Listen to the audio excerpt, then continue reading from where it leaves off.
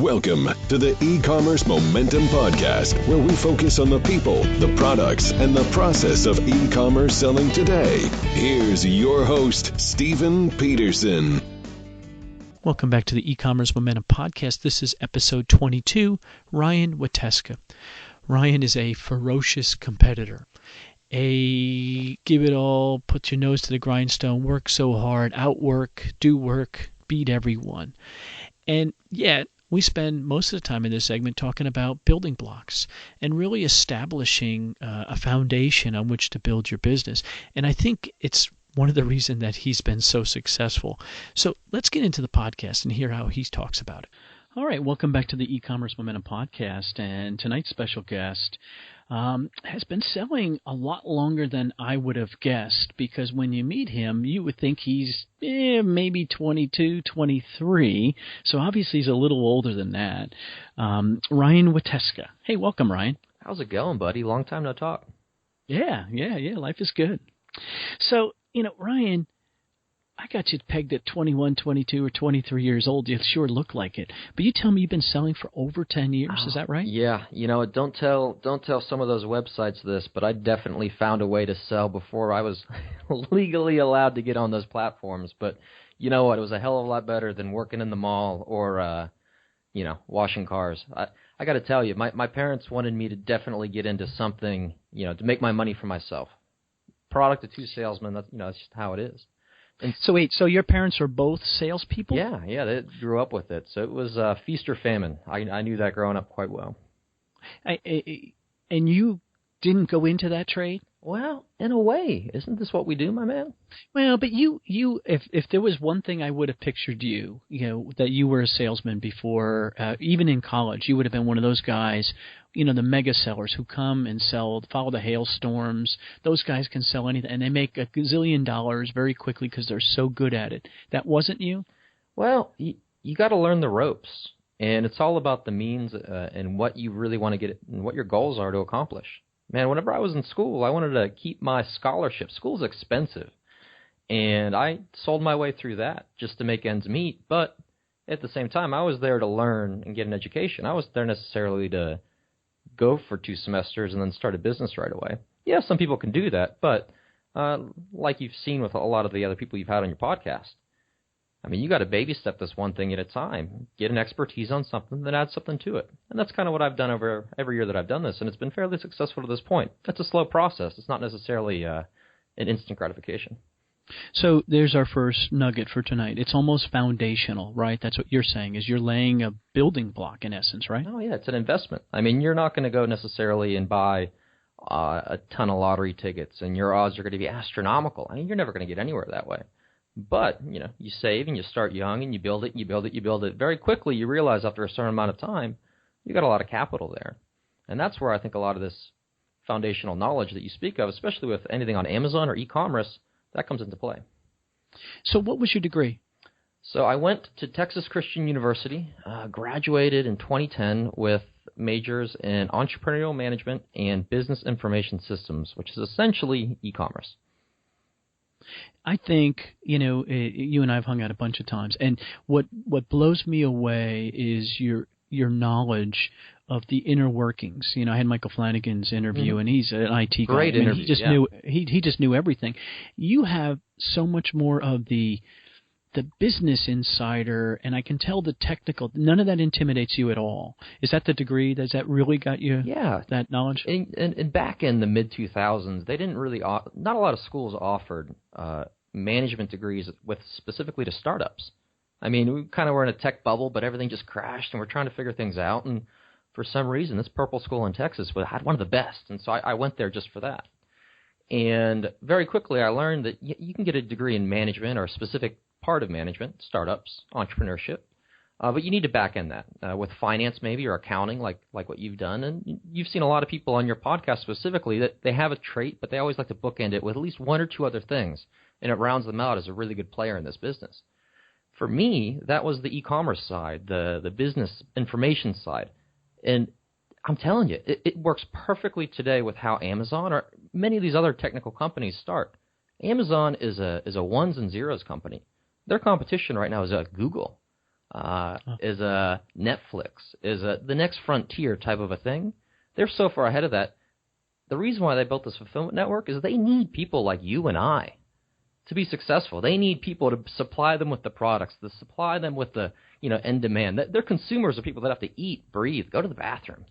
But they're at their core a data company, and so understanding those ones and zeros, we're those sellers providing them the content and providing them the goods that are going to meet their bottom lines and help them grow so they can compete with those behemoths. So your parents are both in sales. So did you pick up those traits? I mean, was that just a natural? I mean, is your family just that way? Is that just the way it was every night at dinner? I mean, just that energy from salespeople? Yeah, I would generally say that, but more so than anything from the sales perspective and the energy perspective, you got to work to put food on the table, and you have to sacrifice a bit. The first job they put me in, and it was kind of twofold. They said, "Oh, Ryan, we want you to learn how to play golf, but at the same time, that's expensive. Why don't you caddy for a summer?" And so me and my best friend, and we're those awkward, scrawny middle schoolers carrying bags at the crack of dawn. The mist hasn't really left par one yet, and so you get up there. And I remember working an entire summer caddying and, barely getting tips and thinking, man, these people seemingly have everything they want in the world, playing golf on a Saturday morning, Sunday morning, living the dream. And yet I'm here scraping for pennies. And it got me to think, man, this is not necessarily what I want to be, but you know what, at the end of the day, I had enough money to go out with my buddies to go get a CD or go to the movies with some friends and stuff like that. And the value of $1, That's what it was taught more so than anything else. It wasn't necessarily that the money's going to come in every month. It wasn't necessarily that I came in from a big union type family where it's assumed you're going to get a pension and everything else that comes along with that, and you're going to pay in and you're going to get out. It was, if you want to get this dinner in front of you, you got to find a way to a means. And so it's that motivation that I carry, I think, to this day. You eat what you kill, right? Yeah, kind of, in a lot of ways. And so it's competitive? Competitive? Yeah. You know what? I don't know if it's competitive or not, but man, I am competitive to a fault. Well, that's what I know. That's where I was going with this, is that you are one of the most competitive people that I've ever met. You just have that, if I'm going to do it, you're going to do it better. And it's not like you're one-upping, but you take a challenge and you seize it, right? You don't just go after it. You seize it. Is that fair? Yeah, you got to seize the day. And always been that way? Well, I like to think so. And you know what? To a fault, man, I am not perfect at next to anything, all right? But the trick is if you can have a little bit more drive than the next person next to you. I got to tell you a story, man. I am the worst basketball player in the world, all right? My jump shot looks like something from Steve Urkel. It makes no sense. But until I reached an age where I was just utterly too short to compete, my parents were just shocked. My family was shocked. Like, how is Ryan making this basketball team? And it was just because I was willing to sweat a little bit more than the next person. Yeah, I might not be able to even make a dang layup, but I guess if a kid can play defense, he can get a couple minutes on the court. And that to sell on Amazon today, man, anyone can get into this game, right? Sign up, you pay your basic dues, you buy the basic printer, you sign up for a couple basic services, and within $250, you're a player in the game. Now, to say you have a lot of other things that are going to go along with that, and the bankroll, absolutely, of course. But we see this time and again, man. You and I are involved in many of these environments and seller groups and communities. Sellers have been doing this for 6 months, 1 year, 18 months. Not anyone who's been doing this little on 5 years. And they're selling 5 figures a month, 6 figures a month, hitting home runs left and right. Why? Because they're scraping, they're crawling, they're working their butts off. And you know what? They deserve that. Why? Because the opportunity is there and they're going for it. So why not? Set a goal and reach for it. And you know what? The worst thing you can do is you can strike out. Try again. I agree. I think, this work is no harder than any other work. You really have to use that 4-letter word, work, right? I mean, it really is. Yeah. And that's really what it comes down to. And I think you just have to be willing. You don't have to work harder than the next guy. You just have to work. I think most people, like contractors, try to get one to show up and do the job when they say they're going to. They don't. So the ones who do, they're really successful. And everybody's like, oh, man, they're really lucky. Oh, man. No. I know you are big on mantras on this show, man. And I got to tell you, we have a hashtag. Some people make fun of them for the hashtags we have in AFT. But one of them is do work. And what we just talked about over these last 3 minutes, that's doing work, right? That's putting the extra 10% more that the person next to you isn't going to do, but you're willing to do. Why? Because you want it more.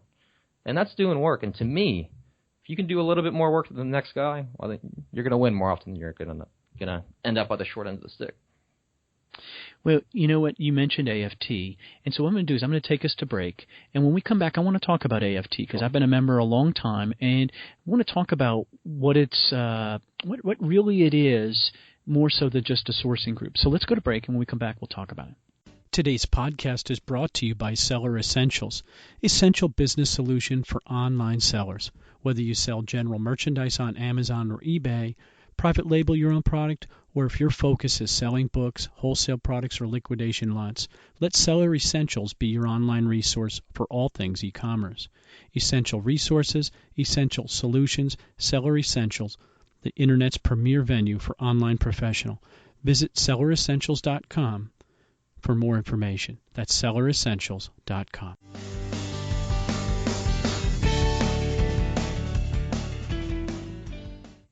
Before we jump back in, I want to talk about something that I think is really, really cool.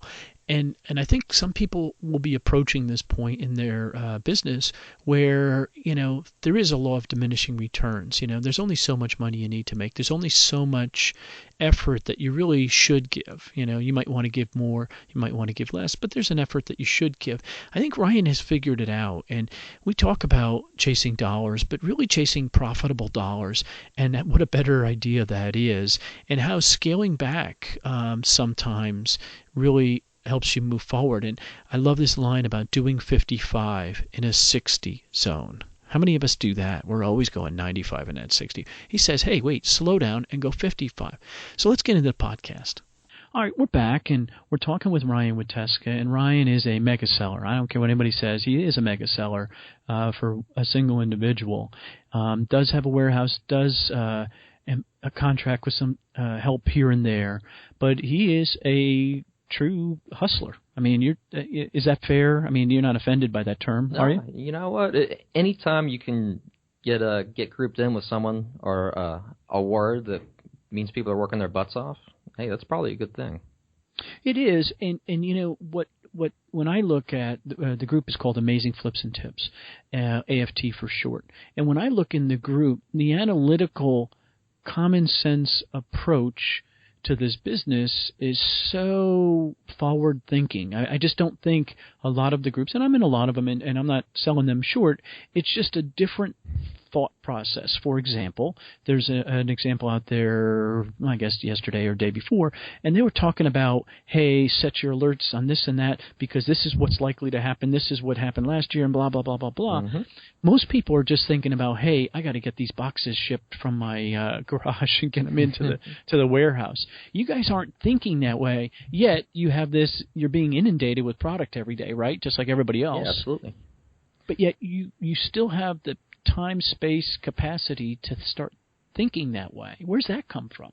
So whenever Peter and I, Peter Molius, which I'm sure many of your listeners are going to know who Peter is, he's again, talk about mega sellers. I've been chasing this guy for years, right? Competitor. And Peter and I used to be in a mastermind, again, years ago, and he took the jump into full-time maybe about 6 months to a year before I did, and I've been playing catch-up ever since. But he knows what's up. And whenever we were in this old mastermind, we were all just kind of a whole bunch of guys and gals who liked a certain niche. That happened to be video games. And I think most of the people in there were in that niche to pay for their hobby, which, honestly, not a bad thing to do. And what was forged there is the mentality that, you know what, you got to pay to play a little bit. You got to show a little skin, but at the same time, you got to lead by example. One of my favorite books is called Walk the Walk, and in it talks about the various types of leadership.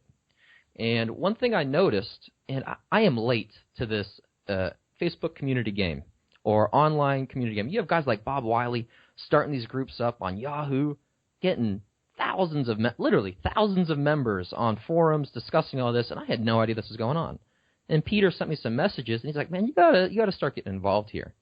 And I started checking out these various groups, and they're great, right?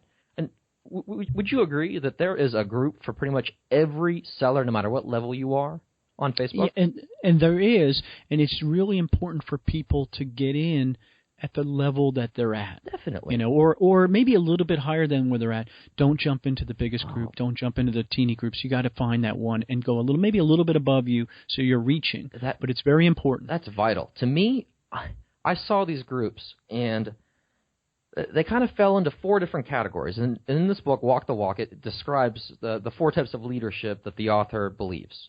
And they fall into leadership, rulership, stewardship, and lemmingship. Now, I'm not going to go into the various differences between them, but in every group, you see a different form of each one, for better or worse, and to each their own. And Peter and I had this idea that, that there isn't really a place for us or people like us. And what are the places like us? The people don't want to get above the idea that the race to the bottom is inevitable. Get above the idea that I'm going to step on your toes and you're going to step on mine. Above the idea that there's enough product out there for everyone. Above the idea that there's enough time out there for everyone. And distill it and ultimately multiply our hands with the smartest and most driven people we can find. And in Amazing Flips and Tips, what we have here, the banner for our group right now is the No BS Expert Amazon Seller Group. And that's kind of how we're kind of a secret club in a lot of ways. Because people, I don't think, really get us in the marketplace. You have some sourcing groups that are going to provide you products nonstop. They're going to stream into your inbox. You're going to have groups that are going to talk about specific niches. You're going to have groups for beginners. You can have small masterminds. There are so many things out there for everyone to distill. But what you're talking about, the analysis, the constant, give and take, the constant sharing of just different topics. We have experts from all fields. Man, looking at your podcast list and everyone you've had, I'm scrolling down the list now. I got to tell you, over a half to 3/4 of everyone you've interviewed has been an AFT. What does that tell you? It tells me, again, that, it's a smart group of people. And again, it's not putting any other group down. It's just saying, hey, this is a different way of thinking. It is not spoon feeding. There's nobody spoon feeding anything here. There are rules. There's not a lot of, there is an AFT social. So where you can do, just discuss things and talk about fun stuff and that. But it's business in that group. It really is. I mean, it is no nonsense. It's business. Here's what you can do. Here's how you can do it. For me, I don't know. I guess, how long has it been going? So I believe we launched AFT February of 2014. So we're going on about 1.5 years. Okay, so I probably came in pretty close to the beginning. Yeah. And my theory every month is, I quickly make a buy. I find enough stuff to cover my cost. I answer, somebody has a question or something, or I try to drop a tip here and there. And I get nothing but value. And every month I say to myself, there's another one. And boom, it takes me 5 seconds when I see a great deal. I'm like, boom, bum, buy. And honestly, for groups like ours, or Amazing Flips and Tips in general, the spring and the early summer can be rough just because the flips from a retail level and an online level, which is primarily what we specialize in. We do discuss things like private label and wholesale to an extent, but we're finding the flips and the tips that make bottom line difference to your business. And you are so right. Whether you have an extra hour every week or you have an extra hour every day, what you want to put into this group and the discussions you're going to have and the messages that you can have in between the members, it's intimate, man. It's taken 1.5 years to really distill a group of individuals that we're kind of like a family. In a lot of ways, we are. And you get to know the nuances of each seller, and you see, what, this he knows what he's talking about, and he's talking about a certain product or a certain, opportunity right around the line. I need to pay attention to this. And I'm telling you, scroll back a month or two. In the search bar, throw in a generic name of a product that you think's good. We've discussed it, and I got to tell you, my homepage on Google Chrome, the browser I use every day, it just, instead of my email, instead of my Amazon account, you know where it sends me? AFT. Why? Because if I check in there, even just casually scrolling through and realizing, every single day there's going to be a little bit of nugget of value, and that's what it's about. Again, Amazon is not about these home run grand slams. You can get up to speed really, really quick, but you got to have that daily push to really see the success. Because honestly, it's a lot like a long-term relationship. You know, the honeymoon phase will fade when you're selling online. It's not just going to be sunshine and rainbows. You're going to have rough quarters, rough months.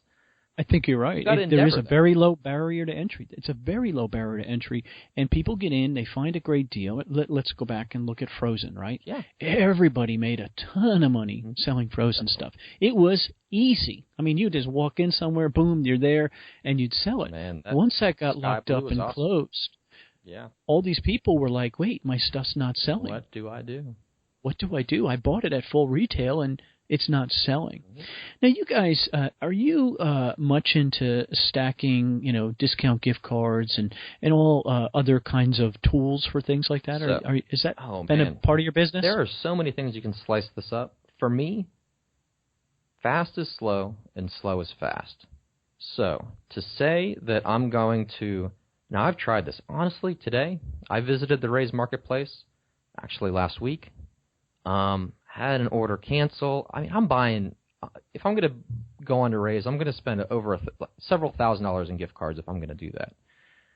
And I got to tell you, I run into more issues with things like gift card sites and cashback sites and just loopholes for a deal that half the time that it's going to cause more trouble than it's worth half the time. And for the deals that I'm going to find, specifically with online opportunities, things might sell out before I have the opportunities to type in all those codes, everything. Now, there's people that run their businesses off that, and more power to them.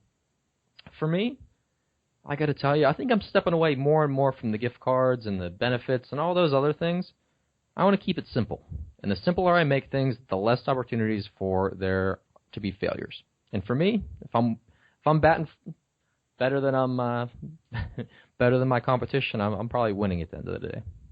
Sam Cohen says, I only have to win 51% of the time. I have to be right 51% of the time. So in your case, so you're saying that tuition has taught you that there is a return, but it's not worth the investment of your time. I was just giving some advice to some, the expert of the day on John Bullard's group, and somebody was talking about that they have money and they have, they're getting ready to retire and they're trying to find something to do. I'm like, dude, you're way ahead of us all because you have the one thing we don't have. We all have money. We don't have time. Yeah. And he's got time. So you're saying, hey, the amount of time I'm investing is not worth the return that I'm getting. And I think that's great, smart advice that you could try it. And some people have a lot of success with it. Maybe they just have a knack for it. And different.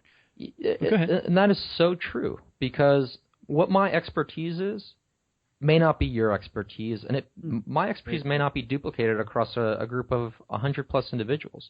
And this is why a group like AFT works, because we all have our little pluses and minuses. We all have our little stat sheets. Look at us as an NFL football team. You're not going to win it with one player. You're going to win it with 11 people on offense, 11 people on defense, and 11 people on special teams. All right?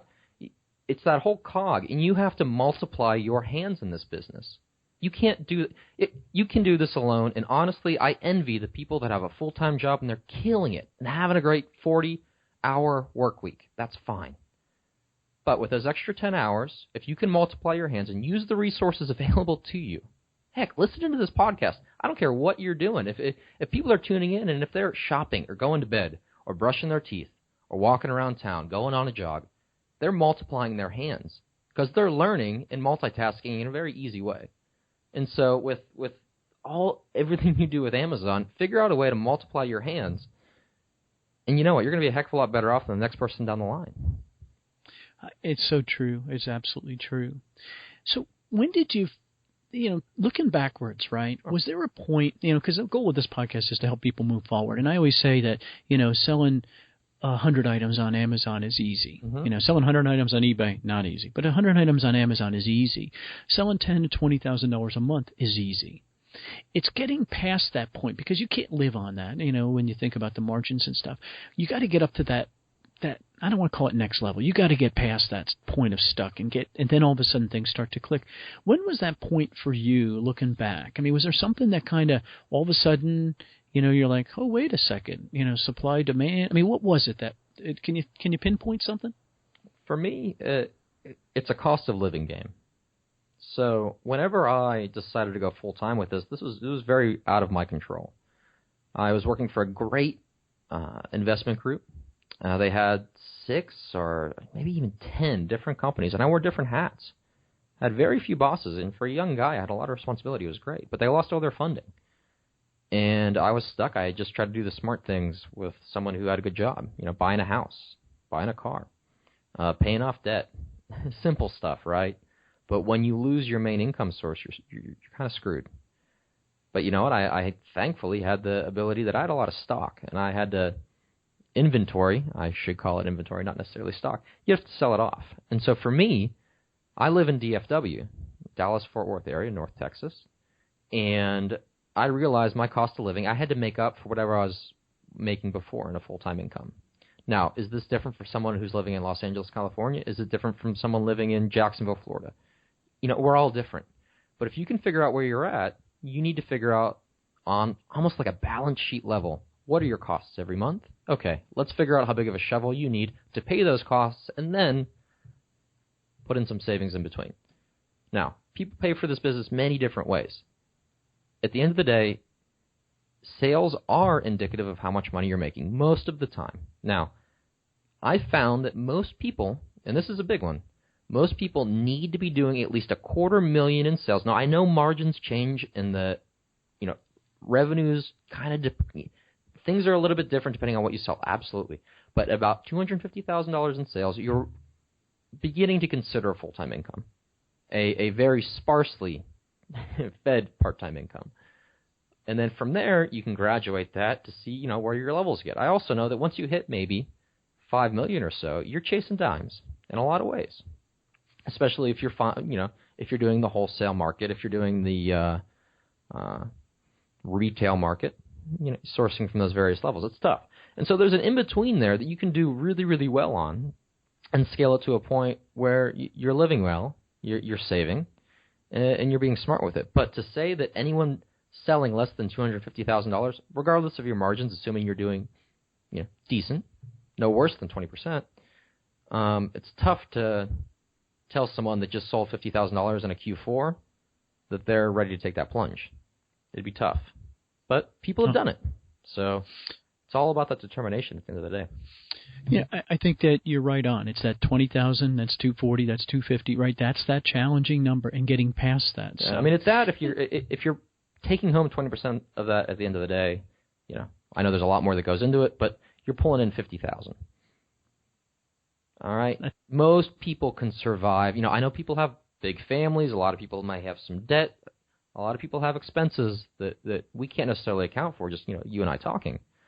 But you got to kind of be at that low three-figure level to begin having those thoughts. Yeah, and because that doesn't leave you money to keep buying, at that level. And that's the thing you got to think about, is that it's one of those challenges. Now, I think here's a place I want to digress a little bit, because one of the things, you had a great year last year, and you're having a great year this year, but you're taking a little different approach this year, and I think it's worth talking about, because as I mentioned to you earlier offline, you and I talked before this call, was that I'm finding a very common theme amongst these very successful sellers, which of course you're in, is that I'm using that phrase segmentation, and I stole it from Darla.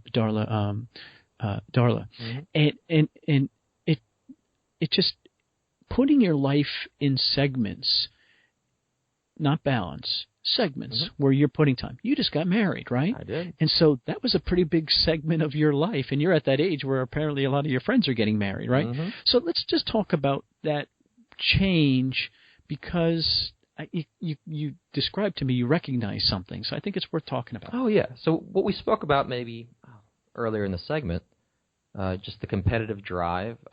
In AFT, we call that, beast mode, right?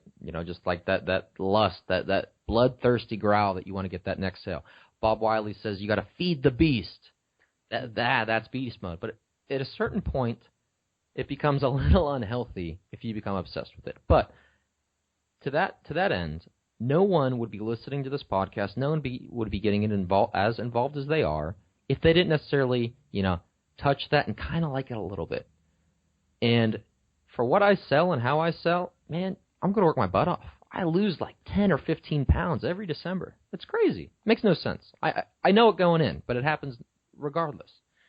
One thing I realized on getting married, though, is whenever I was single, I had a lot more time on my hands. I was selfish in a lot of ways. All right? Because in my spare time, I might have neglected some friends having some beers, watching the game. I was working nonstop. And to that end, it served me because I had to. All right? I was not in the financial position to not work hard. I had to work hard to pay my bills. And I've justified it. But since then, getting married, you have 2 incomes. I've graduated my business to a level where I'm fairly comfortable. And there's room for growth and everything like that. But you're right. You do need to take time off. And so I knew this going in, that I hire a lot of TCU students to help me with my day-to-day. And I have what I think are about 7 guys that come on 1099, and they help me out when available. Well, the thing about the summertime is only 1 or 2 might be here. And am I going to invest money and chase nickels when in a month I know I'm going to be getting dimes?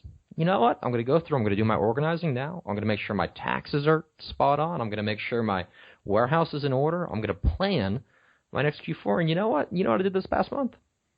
Man, I took a week off, and I went with my big group of friends, and we drove from Dallas all the way to New York City over the course of a week. And I made money every day thanks to Amazon. Why? I put in the time early.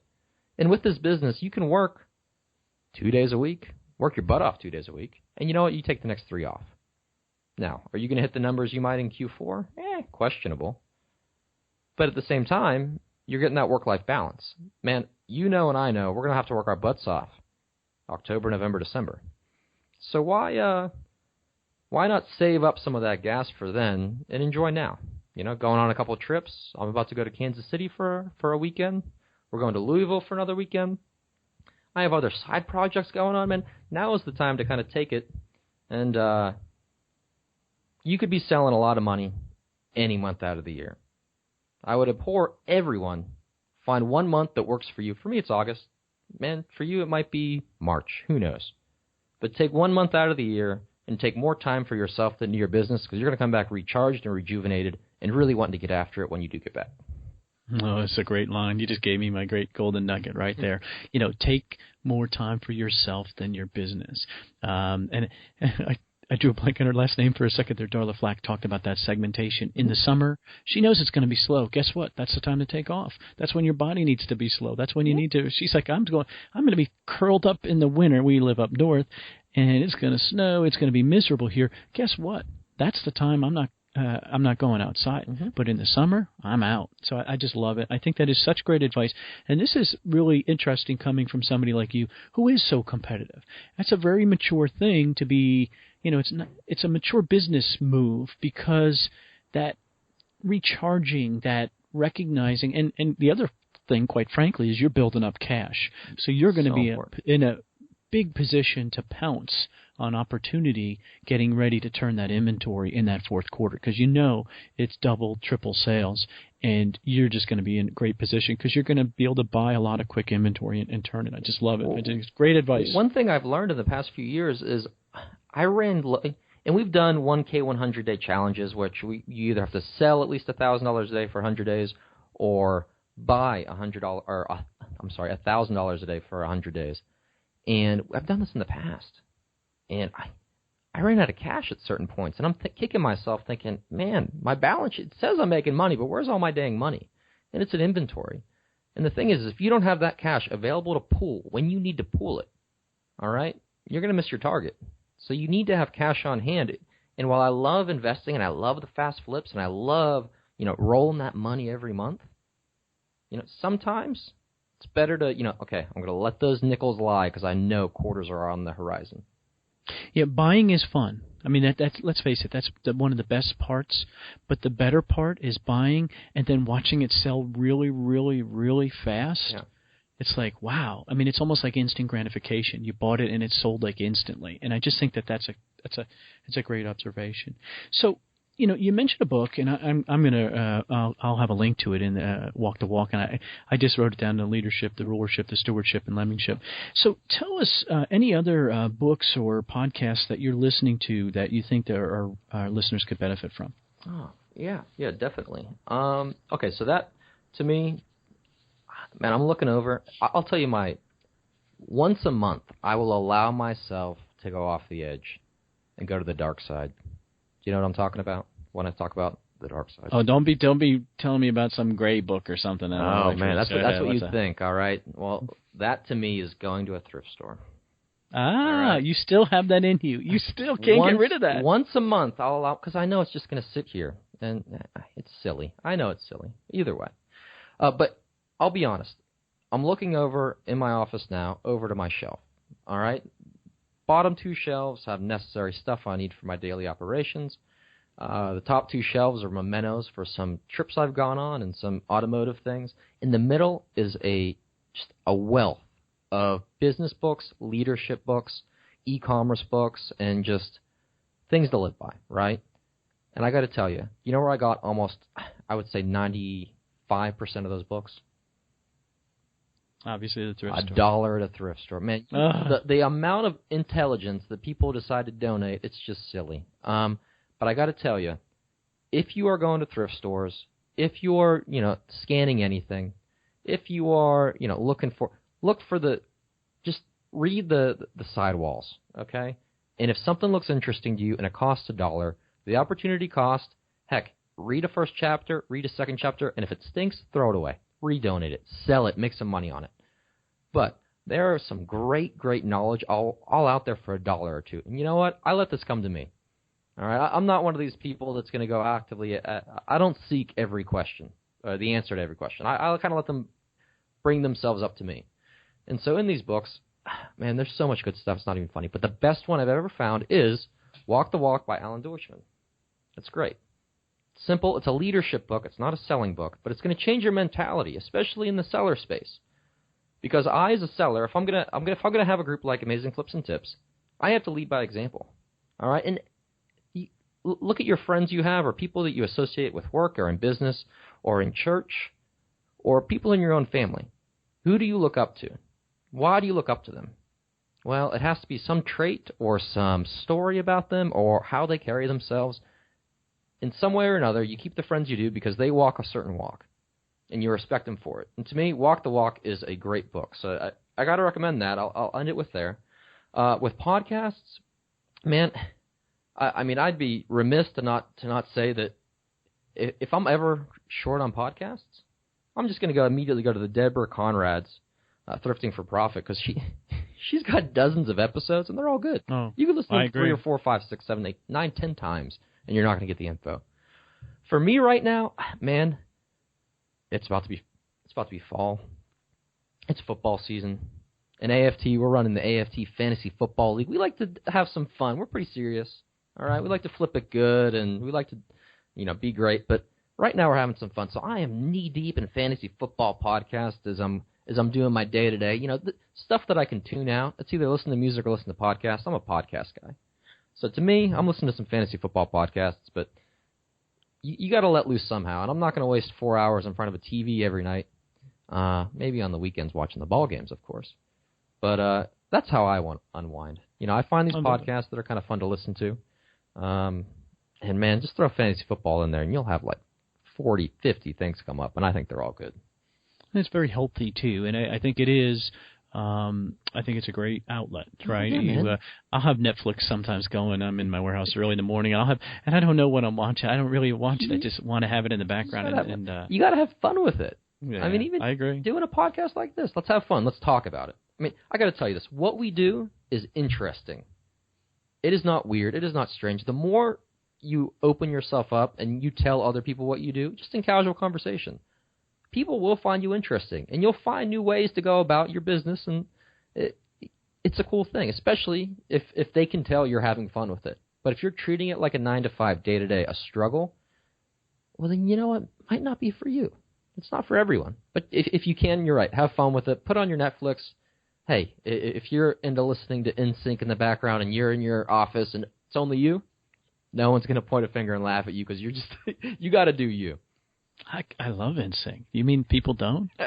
Well, you know what? I think they broke up or something. Don't tell the Backstreet Boy fans of that, because I hear there are some Facebook groups just for that. The rivalry is still strong. I was getting ready to close the podcast, and I am with that question, that my final question. But one point that you did bring up was, talking again about AFT and some of the differences and the generational difference, right? So I have a son that's almost your age, and the difference of knowledge that you guys have, for example, video games, sure, versus what I'm the old Nintendo guy. I remember all those things, and so it's very difficult for me to stay up on it, and that's a benefit that somebody in my age gets from being in an AFT. And it was kind of what you talked about earlier, that expertise. Yeah. And so I can rely on a younger group of people to talk about a particular thing, and then I pick up on it, and then I'm in the stores and like, oh, I get it. Now I see it. And then it takes you off into other directions. I just didn't want to miss that point because I just think that's really important.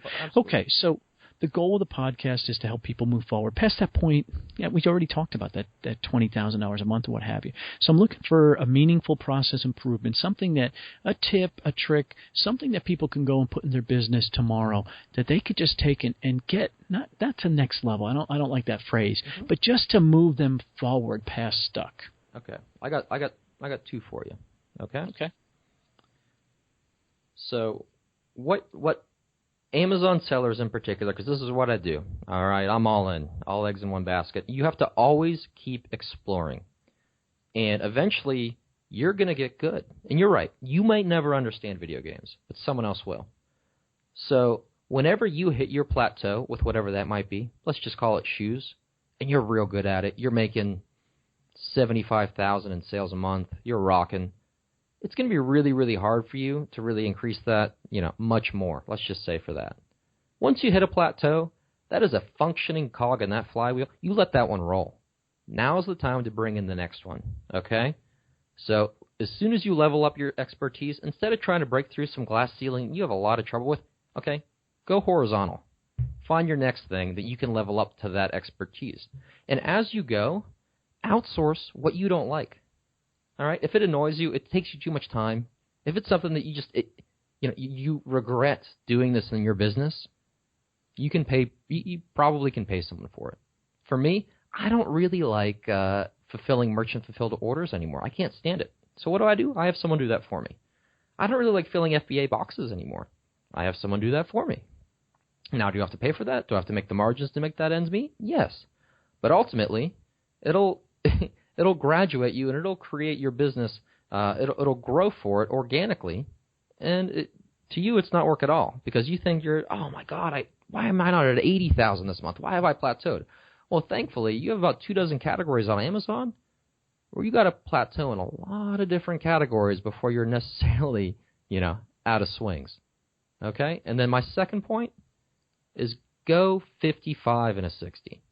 All right? Every one of the guys I've ever brought in here to help me out, every single one of them has cost a $500 mistake. I know it going in. They're going to make an error, and it's going to cost me $1,000. That's okay, though, because they're going to finally learn the lesson that if you don't do this too fast, you have to cross your T's. You have to dot your I's as you go. Grow slower rather than faster.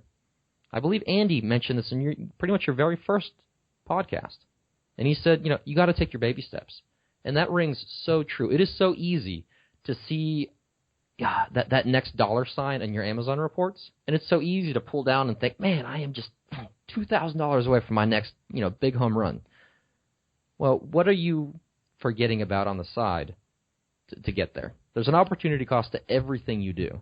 Be wise with how you're spending your money, how you're spending your time, because eventually, if you go beast mode too long, you're going to have a lot of catch up to do in other areas of your business, and go 55 and a 60, and you'll be better off than not. Fast is slow, slow is fast. Love it. Go horizontal and level up, and go 55 and a 60. And again, these are foundational things. So again, the real key to this business is building blocks. Each one of these building blocks. So if you're going horizontal and leveling up, you're basically filling in a section of that foundation, and you're going to make sure it's nice and sturdy before you try to jump to that next level. And once you master that one, you're moving up and you move up. And I just think it's smart. And going slower, it goes against the grain. I mean, I think everybody, oh my God, I got to get this done. I got to get this done. And at some point it becomes a job, and it's always the risk. And I try to dig from people, have they reached a point where this has become a job? And I'll be honest with you, every single successful seller I have talked to has said no. They still love it, but again, they recognize that unless they segment it, well, it can get out of hand. I'm going to be contrarian with you then, because I will say this is a job, and if it wasn't a job, I wouldn't take it so damn serious like I do. All right? You got to work your butt off at this, man. And yes, it's enjoyable, but will this ever be a hobby? Well, the minute it becomes a hobby, it means that I'm making enough money with some other aspect of my life that it doesn't matter as much right now. Okay, so that's fair. I got to treat it like a job. I mean, I have to come in here and I got to be motivated, because if I don't, too many bad months in a row, woo, that'll hurt.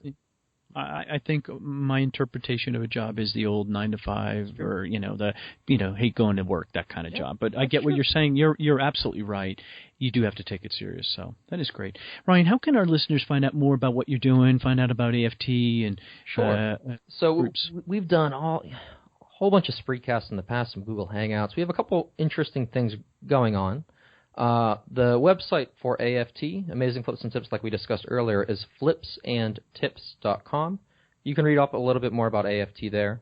We have some Facebook fan pages. I'm sure if you throw in Amazing Flips and Tips into the Facebook search bar, we'll come up. My name is Ryan Wateska. Feel free to send me a message. I get lots of friend requests in frequently. I don't necessarily know who everyone is, but if send me a friend request with a message, hey, let's have a chat. Do the same for Peter Molius, Moelius. Again, the guy's a genius. Hopefully he comes on here eventually. And also, I'm on Twitter, @Wateska. You can chat with me there if you're not a Facebook person. But, man, the website, RyanWateska.com, has got some good stuff on it. So does the website, PeterMolius.com. And I'm coming out with a podcast, too. I think this has inspired me to finally get up and launch. So, Peterson, have you ever had a friend who wants to get involved with this? Yeah, absolutely. And you know what? I will help you every single step of the way. And we'll be hanging out next week, and I'm bringing my mics, and Peter has agreed to be interviewed there. So, yeah. So, it's exciting to me. It's exciting. I love talking about this stuff, and I just can't get enough talking about it. And when you're talking to people of your level and your caliber, it just brings, Andy Slamans always says it, iron sharpens iron, Steve. Iron sharpens iron. You got to, stay with those people that are at that level, and you too will get better and smarter. So, Ryan, I really appreciate you taking the time tonight to give us just some great information and some real wise advice. I think people are going to get a lot from it. Thanks a lot. Thank you, too. All right, have a good night. Thanks for listening to the E-Commerce Momentum Podcast. All the links mentioned today can be found at ecommercemomentum.com under this episode number. Please remember to subscribe and like us on iTunes.